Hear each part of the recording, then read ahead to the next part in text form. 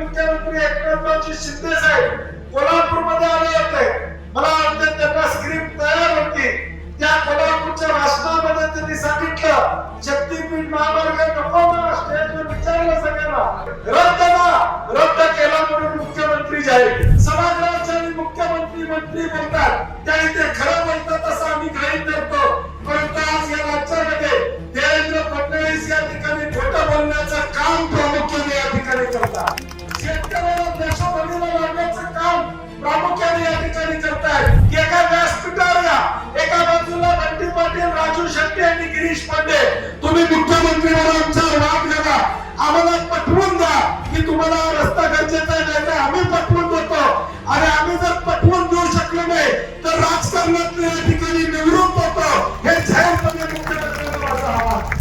2024 पासून शक्तीपीठचा महामार्गाची चर्चा या राज्यामध्ये सुरू झाली आणि 2024 साधारण जानेवारी मध्ये हा महामार्ग नागपूर ते गोवा या पद्धतीचा एक नवा महामार्ग होईल. या पद्धतीचा सुतोवाच आल्यानंतर कागल मधल्या 19 गावातली लोक पहिली मला भेटायला आली अजिंक्य तरामध्ये आणि तिथून सुरुवात झाली. मी मुद्दाम गावाचं नाव घेतोय कारण की कागल ही एपिक आहे म्हणून तो असा लागायचा. त्यामुळं 19 गावातले लोक एक 5-50 आली होती. अजिंक्य तरा ऑफिस मध्ये त्यांनी सुरुवात केली की असं शक्तीपीठ महामार्ग येतोय आणि त्या संदर्भात तुम्ही आम्ही सगळ्यांनी मिळून या कोल्हापूर जिल्ह्यामध्ये भूमिका घेतली पाहिजे. त्यानंतर राजू शेट्टी साहेब असतील, आम्ही असो, 3 मार्च 2024 ला एक जिल्हाधिकाऱ्यांना पहिलं निवेदन दिलं आणि तिथून या शक्तीपीठच्या संदर्भातला जो काय इतिहास आहे तो त्या ठिकाणी सुरू झाला. 11 मार्चला ताकदीला आम्ही सगळ्यांनी जिल्हाधिकारी कार्यालयावर जिल्ह्याचा मोर्चा काढला आणि एक ताकद शेतकऱ्याची, या कोल्हापूर जिल्ह्यातल्या सामान्य माणसाची, हातावरचं पोट असणाऱ्या सामान्य माणसाची ताकद त्यावेळी आम्ही दाखवून देण्याचं काम प्रामुख्याने या जिल्ह्यातल्या शेतकऱ्यांनी त्या ठिकाणी केलं. 24 एप्रिलला 2024 ला शाहू स्मारकला राज्यातल्या 12 जिल्ह्यातल्या लोकांना बोलवून एक मेळावा आपण केला आणि राज्यातल्या 12 जिल्ह्यामध्ये हा प्रश्न किती महत्वाचा आहे. आणि ज्यावेळी 12 जिल्ह्यातले लोक कोल्हापूरमध्ये आले आणि त्यांनी सांगितलं की आमच्याकडे पण याला विरोध आहे, आम्हाला एक रस्ता मान्य नाही, त्यावेळी निश्चितपणे याची व्याप्ती कुठपर्यंत आहे याचा अंदाज आम्हाला त्या ठिकाणी आला.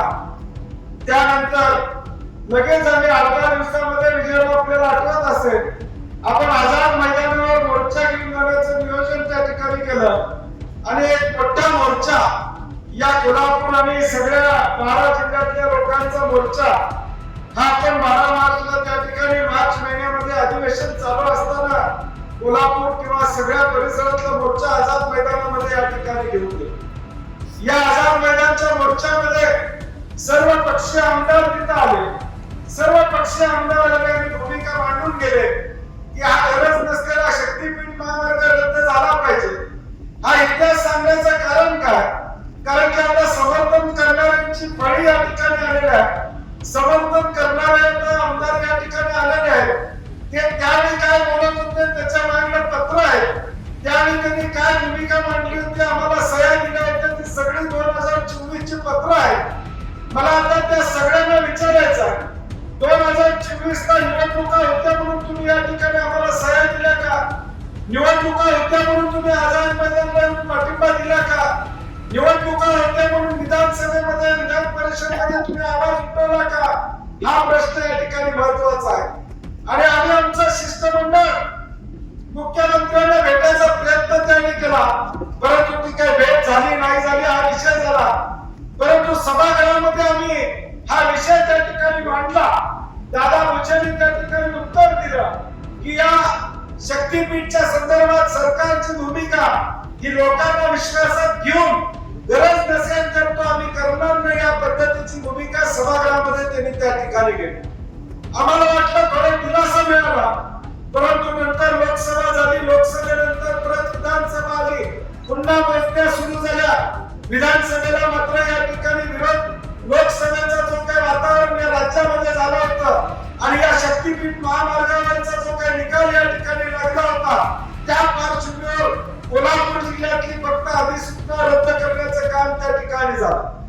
त्यावेळी देखील राजू शेट्टी असतील, मी असतो, गिरीश मोंडे असतील, आम्ही सगळ्यांनी सांगितलं होतं की आम्हाला कोल्हापूर जिल्ह्यापुरता हा विषय ना, हा 12 जिल्ह्यामध्ये शक्तीपीठ महामार्ग रद्द झाला पाहिजे.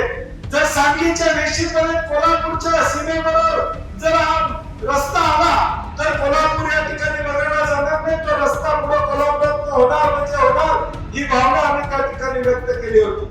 परंतु विधानसभेच्या निवडणुका झाल्या तोपर्यंत सगळं शांत होतं. त्यावेळेचे तत्कालीन मुख्यमंत्री एकनाथरावजी शिंदे साहेब कोल्हापूरमध्ये आले होते. मला वाटतं त्यांना स्क्रिप्ट तयार होती.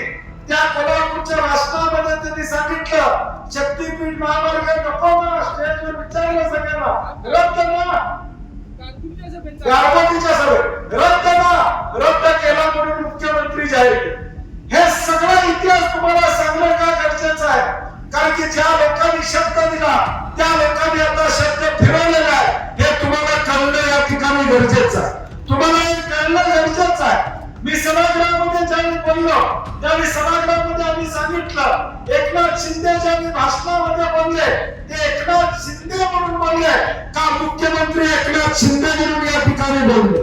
जर मुख्यमंत्री एकनाथ शिंदेने ते वक्तव्य केलं असेल तर त्यांना ते शब्द पाळणं हे उद्याच्या काळामध्ये या ठिकाणी गरजेचं आहे. भूमिका आम्ही घेतली. परंतु त्यानंतर सत्तांतर झालं, निवडणुका झाल्या आणि देवेंद्र फडणवीस मुख्यमंत्री या राज्याचे झाले.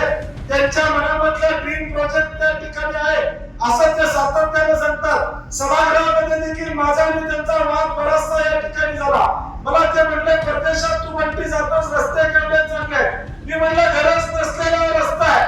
नागपूर रत्नागिरी रस्ता ऑलरेडी या ठिकाणी आहे. आमच्या जमिनी त्याला गेलेल्या आहेत. धरणं आमची बांधली, एमआयडीसी आम्ही केल्या, कालवे या ठिकाणी झाले. त्या सगळ्यांना शेतकऱ्यांनी जमिनी दिल्या. त्या विरोधाची भूमिका शेतकऱ्यांनी या ठिकाणी स्वीकारली. परंतु आज आम्हाला पटतंय की हा नागपूर ते रस्ता गोवा हा रस्ता विजयराव गांधींच्या भाषणामध्ये विजयरावांनी सांगितला की नेमका कशासाठी हा रस्ता या ठिकाणी पाहिजे, काय गरज आहे या रस्त्याची सांगण्याचा प्रयत्न केला. आज नागपूर ते रत्नागिरी रस्ता हा ऑलरेडी रस्ता तयार झालेला आहे. लोक त्याचा वापर करतायत. तुम्ही त्या रस्ता असताना पॅरलल रस्ता करण्याची गरज नाही अशी आमची भूमिका या ठिकाणी राहिली. आम्ही जाहीर आवाहन मुख्यमंत्र्यांना केलं की एका व्यासपीठावर या, एका बाजूला बंटी पाटील, राजू शेट्टी आणि गिरीश मोंडे, तुम्ही मुख्यमंत्र्यांवर आमच्यावर वाद घाला, आम्हाला पटवून द्या की तुम्हाला रस्ता गरजेचा आहे, नाही तर आम्ही पटवून देतो. आणि आम्ही जर पटवून देऊ शकलो नाही तर राजकारणात या ठिकाणी निवडून देतो. हे जाहीरपणे मुख्यमंत्र्यांना माझं आव्हान, हे जाहीरपणे आव्हान आमचं आहे. तुम्ही आज हा रस्ता आमच्या उडावर या ठिकाणी आणताय, त्या हजारो शेतकऱ्यांना देशोधडीला तुम्ही घालणार आहे. परंतु पुराचा बांध या ठिकाणी तुम्ही बांधणार आहे. वारणा नदी बसते याची सुरुवात त्या ठिकाणी होणार आहे. वारणा, पंचगंगा, कुंभी, कासारी, गोदावरी, दूधगंगा, वेदगंगा ते पार चंदगड, ताम्रपणीच्या नदीपर्यंत या ठिकाणी सगळ्या नद्या क्रॉस करून हा रस्ता या ठिकाणी जाणार आहे. आज महापूर आला तर किती फूट पाणी कुणाकुणाच्या घरात येतंय या कोल्हापूर जिल्ह्यानं 4-4 महापुरामध्ये या ठिकाणी बघितलेला. हा बांध झाला तर शेती उद्ध्वस्त राहणारच आहे. परंतु सामान्य माणूस सुद्धा या ठिकाणी रस्त्यावर या ठिकाणी येणार. मी कोल्हापूर शहरातल्या लोकांना या ठिकाणी सांगितलं माझं नाम जात नाही म्हणून काय बसू नका. आज शाहूपुरीमध्ये पाणी येतंय, उद्या राजारामपुरीमध्ये पाणी येणार आहे. आजच्या 32 वर्गामध्ये कोल्हापूर शहराच्या पाणी येत आहे, ते 50 वर्गामध्ये या ठिकाणी पाणी शिरणार आहे. कारण की पाण्याचा पुरवठा त्या ठिकाणी असणार आहे. तक्ता लोक सांगतात आम्ही पिलरवर रस्ता या ठिकाणी उभा करू, पुराचं पाणी जाईल अशी व्यवस्था या ठिकाणी करू. मुळात आम्हाला चर्चा करायची नाही आहे. मुळात आम्हाला शक्तीपीठ रद्द झालाच पाहिजे ही आमची भूमिका आहे. आम्हाला चर्चेलाच बसायचं नाही.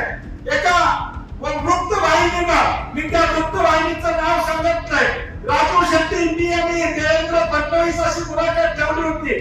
तारीख ठरली आमच्या प्रभातची. आम्ही म्हणलं त्याची तारीख देतील त्या तारखेला आम्ही दोघे यायला तयार आहे. तारीख ठरली, 4 तारखा सम्राट बदलल्या, मुख्यमंत्री काय आले नाही. आम्ही करूया या 12 जिल्ह्यातली जनता बघू दे.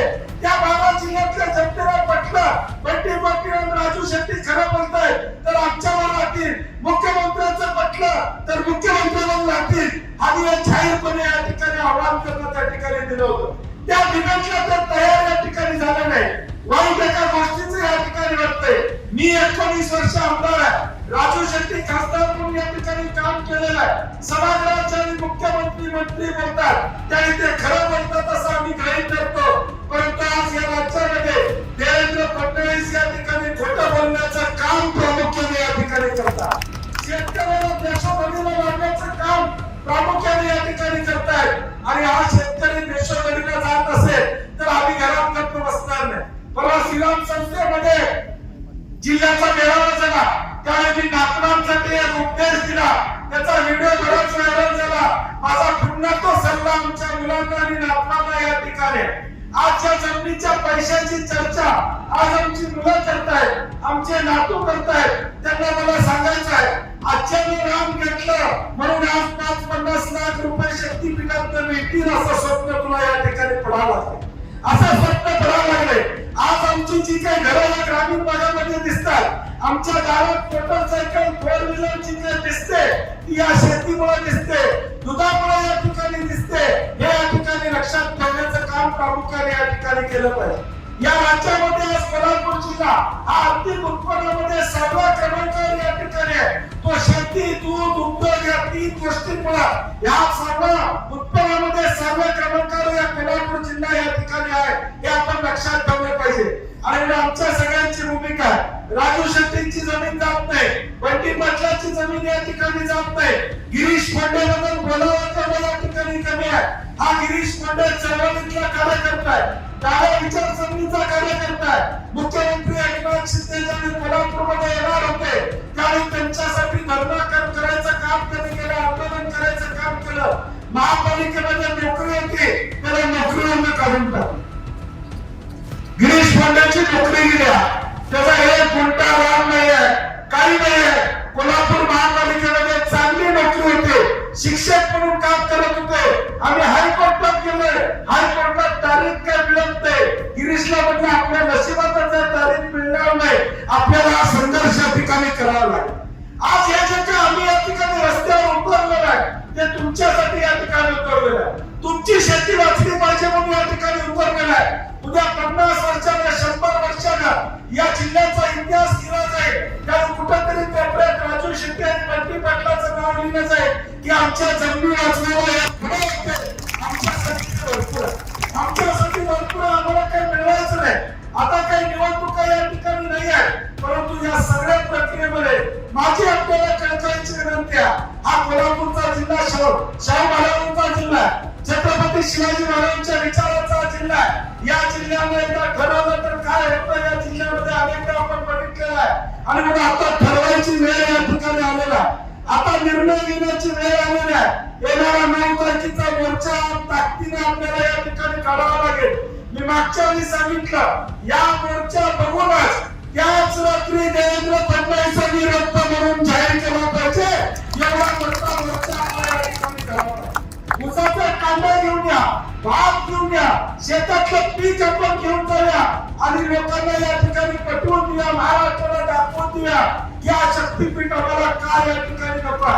या सगळ्या कोल्हापूर जिल्ह्यात जाणाऱ्या शक्तीपीठ महामार्गात शेती आमची उद्ध्वस्त होणार आहे. आता 455 डेऱ्या जाणार, सध्या डेऱ्याची चर्चा होणार आहे. या मार्गावर जेवढी गाव आहे तिथं 455 डेऱ्या आहेत. सध्या माझ्या लोक टीव्ही सर्व्हिस 455 विनोदाचा भाग सोडला. आमची विकास सेवा संस्था बंद पडणार आहे, डेअरी बंद पडणार आहे, म्हशी काही असू दे आमच्या कुठं जाणार आहे, शेती तर जाणारच आहे. परंतु त्याच्यावर पूरक असणारे सगळे व्यवसाय आमच्या या ठिकाणी उद्ध्वस्त होणार आहे. हे आपण या ठिकाणी लक्षात ठेवलं पाहिजे. आणि म्हणून ही निकालाची लढाई आहे, ही संघर्षाची लढाई आहे.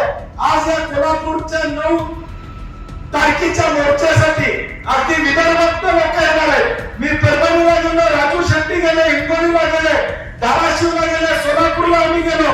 असा एकही जिल्हा नाही की ज्या जिल्ह्यामध्ये या शक्तीपीठला विरोध या ठिकाणी नाही. असा एकही जिल्हा नाही की त्या ठिकाणी विरोध नाही. मला आठवतंय परभणीमध्ये मी ट्रेन पकडत होतो, ट्रेन मध्ये बसले आणि 2-3 तास प्रवास करून पुढच्या स्टेशनला 10 शेतकरी उतरले. म्हणलं काही करून हा रस्ता रद्द झाला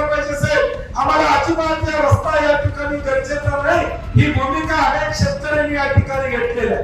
आणि म्हणून आपली जबाबदारी आहे, कोल्हापूरकरांची जबाबदारी आहे, विजयराव म्हणले तसं जानकर यांची आपली जबाबदारी आहे. आणि हा आपला इतिहास आहे. संघर्ष आपल्या पाचवीला पुजलेला या कोल्हापूर जिल्ह्याला संघर्षाशिवाय या ठिकाणी काही मिळत नाही.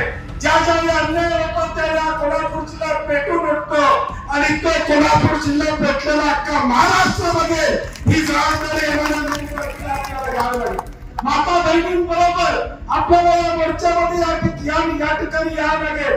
किटली मोकळी घेऊन या, परंतु या ठिकाणी या मोर्चाला आपल्याला यावं लागेल.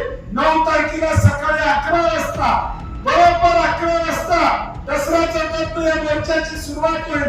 12 वाजता कलेक्टर ऑफिसला आपण पोहोचणार आहोत आणि त्यानंतर निवेदन देऊन पुढची लढाई आम्ही विधान परिषदमध्ये, विधानसभेमध्ये या ठिकाणी करणारच आहोत. परंतु आता एक एक माणूस त्यातनं बाजूला होत चाललेला आहे. त्याला आम्हाला सगळ्यांना घेऊन लढणं या ठिकाणी गरजेचं आहे.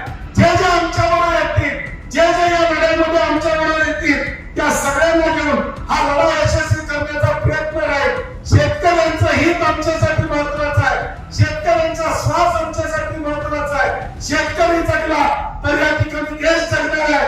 या भूमिकेतून येणारा 9 तारखेचा मोर्चा आपण